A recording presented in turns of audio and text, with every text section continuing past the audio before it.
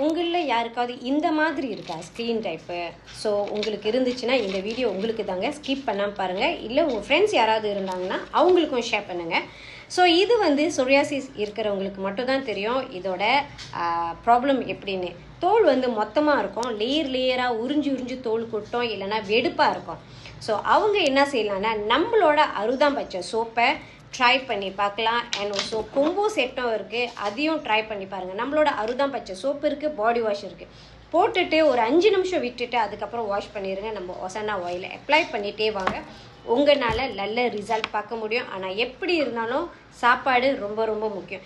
எந்த சாப்பாடு உங்களுக்கு ஒத்து வருதோ அந்த சாப்பாடை தெரிஞ்சுக்கிட்டு எடுத்துக்கோங்க. ஒத்து வராத சாப்பாடை வந்து தயவு செஞ்சு பெர்மனன்ட்லி ஸ்டாப் பண்ணிங்க. முடிஞ்ச அளவுக்கு க்ளூட்டின் எடுக்காதீங்க. அண்ட் ஆல்சோ சுகர், இனிப்பு வகையான சாப்பாடை ரொம்ப அளவுக்கு குறைச்சிட்டே வாங்க, உங்களால் நல்ல ரிசல்ட் பார்க்க முடியும். இவங்க நம்மளோட அறுதாம்பச்சை சோப்பு